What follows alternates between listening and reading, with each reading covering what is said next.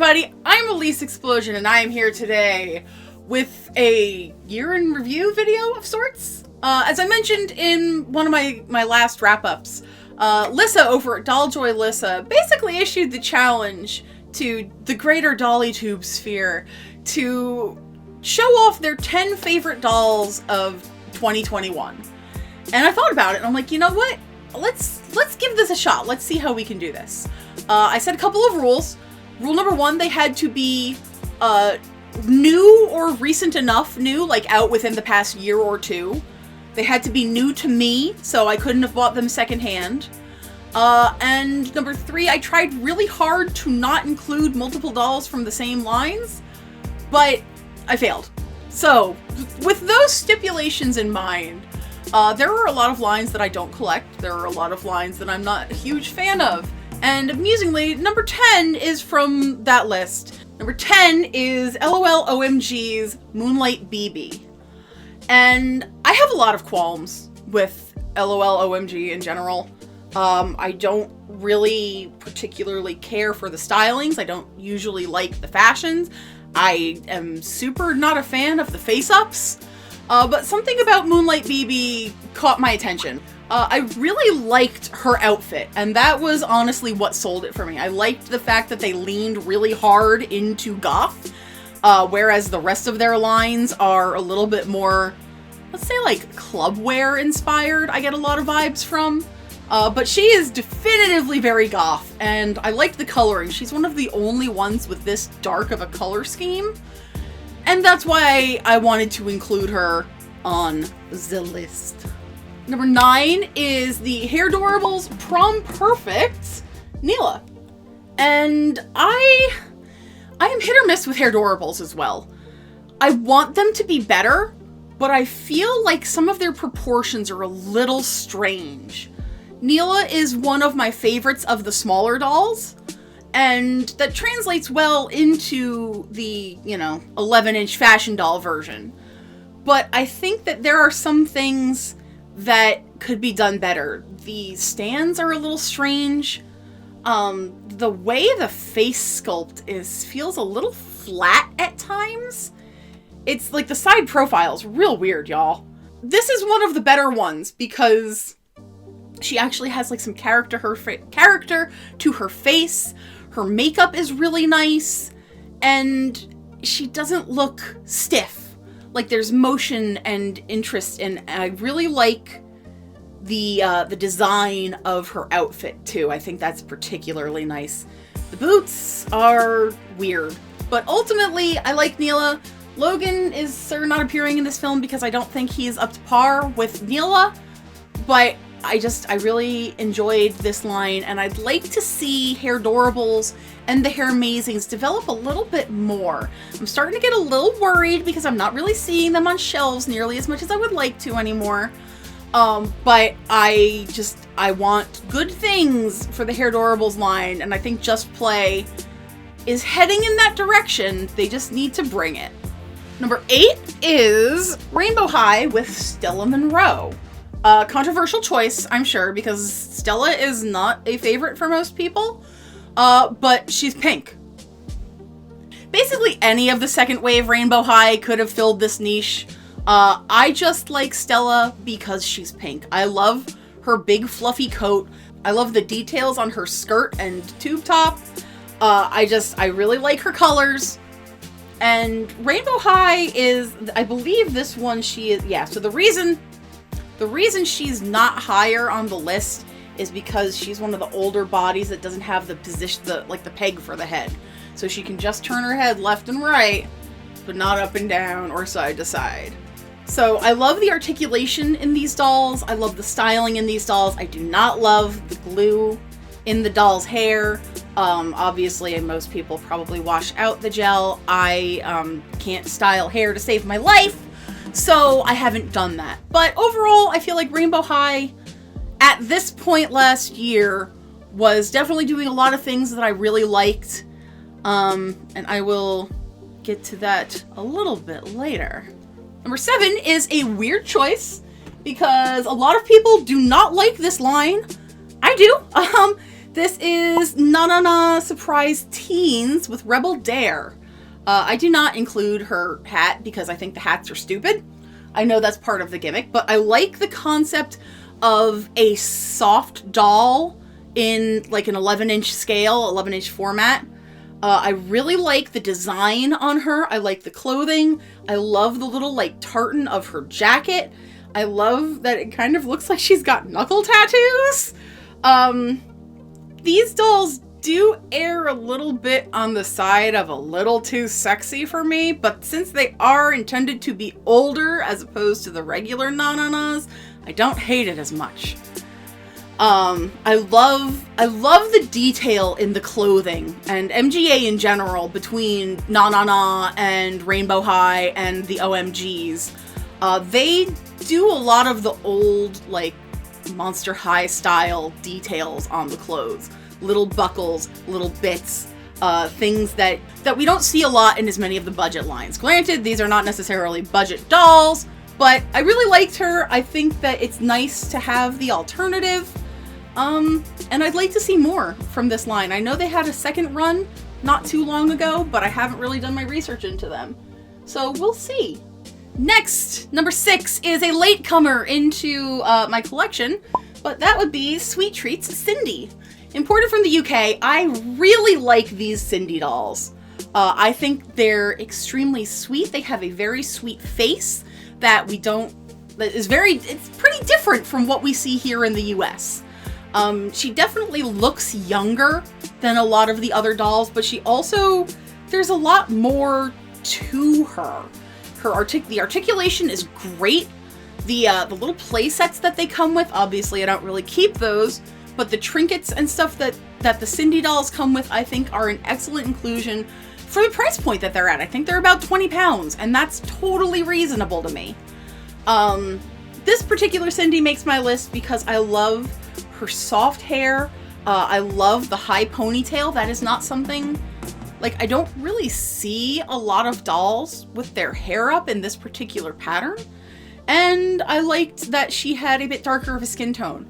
It was a hard choice between her and Fashion Blogger, but ultimately I went with Sweet Treats because I liked her outfit slightly better. This was a close call. It was a very close call. It literally could have been any of the Sindys that I have. Number 5 is a twofer. Number 5 is Rainbow High, and it is Laurel and Holly DeVias. And Laurel and Holly, I think, are probably some of the better of the, let's say, the limited edition dolls that they've put out this year. They were the first ones released with the side-to-side head, and they were like the rotational head, which is great. I appreciate that. There was no gel in their hair. They had no difficulty with that. And basically, I feel like they're where the last reasonable price point was. These two dolls were $50, less than $50 if I'm not mistaken. And that is, that's 25 bucks a doll. That's what I kind of expect to and want to pay most of the time. I feel like Rainbow High is suffering from a combination of price creep and MGA thinking they can get away with price creep because of supply shortages. And there may be some truth to that, sure. But I also don't think that $80 is a reasonable price to pay for a limited edition Playline doll that you can probably get at Walmart. And I don't think that's fair. I don't think that's right. And I actually haven't bought any Rainbow High dolls since these two. Because that was really off-putting. I really did not, like... I feel like there's a bit of price gouging going there. Very much in the sense of when Toys R Us was charging extra for dolls because they could. And I don't like that. I especially with like the beach line that's coming out, they're $35 for a beach line doll just because it comes with a second set of legs, which are probably gonna get lost. So I can't. I'm thinking really hard about that. I made one last purchase with some Christmas money. but that's probably going to be it for me for Rainbow High for a really long time, unless I can find stuff on like super discount clearance. So number 4 on the list is maybe a surprise pick to place so high, but it is actually Cave Club with Lumina. I really like a lot of the Cave Club dolls. I think they're very unique. I think the articulation is really nice, and it's in a scale that we don't see a whole heck of a lot of in Playline dolls. They're a little bit shorter, a little bit squatter, a little bit stockier, and that's what I like about them. I've seen a lot of people use them as custom bait for like halfling characters, and I think that works pretty well, actually. Lumina here is on my list because I love DJ and music related dolls. I think they're great. I like Melody Piper. I like Operetta, DJ Pone 3, even from like the My Little Pony Friendship is Magic line that came out. What was that? I don't remember. But I really like her. I like the colors. I like the textures in the hair, and I like that the line itself is incredibly diverse. I want to see a lot more from this line. I hope it's not dead. I'm a little worried that with the return of Monster High, that Mattel is going to devote most of their non-Barbie resources to that. We'll see. But Cave Club is a really sweet line, and I'd really like to see more from them. More play sets, more accessories, more dolls. Yeah. Number 3 on my list is kind of a catch-all, and it is my recent discovery of factory Blythe dolls. I have a few. They are new to me this year. Obviously they've existed for quite some time, but I made my first purchases in 2021.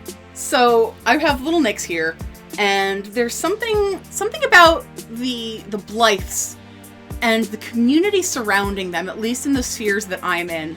I really like that there's a seemingly large community of people who are actively like customizing, making clothes for, and working with these the factory Blythe dolls. I do wish that the factory Blythes came in a more diverse variety of skin tones, but ultimately I like the scaling, I like the clothing, I really like the dolls, and I think they're a lot of fun. Number 2, and this was a really tough one, but if you guys know me, you should probably figure out what are gonna sit in the top spots. But number 2 for me is the Monster High Skullector, Beetlejuice, and Lydia. And first of all, the Monster High Skullector lines, I love them. I think that it's a good sign that Monster High is in good hands right now, and that's something that I've been slightly concerned with. But I love these girls. I think it's a really great interpretation of the characters, especially characters that I already know and love, and I think that they did a really good job with them. I am still hesitating to take them out of the box, as you can see, because the packaging design on these dolls is just so good. Like there is a lot to be said for the design of these dolls, and I hope to see a few more coming up in the new year. And finally, number 1, as you can probably imagine, is Monster High Skullector Greta Gremlin. I literally just watched Gremlins 2 for the first time on New Year's Eve. I know. I love her. Greta's amazing. The character of Greta's amazing. The interpretation of Greta is amazing. I feel like they went a lot more Monster High with this doll than they have with some of the other Skullector dolls. Like, the other Skullector dolls are great, don't get me wrong. Greta's green. Greta has weird ears. Greta isn't just a human. I mean, that's arguable for Pennywise as well, but Pennywise is humanoid. Greta is, she is actually genuinely a gremlin, and added bonus for throwing Gizmo in there. Just adorable, really well done, really well crafted, and again, I'm very excited to see what they do with the Skullector line in 2022. So that is it, my friends. Those are my top 10 dolls of 2021. What were your picks? Do you have, you know, any other choices that you would have put in there in your list instead? Leave it in the comments down below. I'm pleased with my choices. I think there are a couple that I could probably shuffle up a bit. But again, I tried to stick with fashion dolls and stuff that I, you know, normally collect.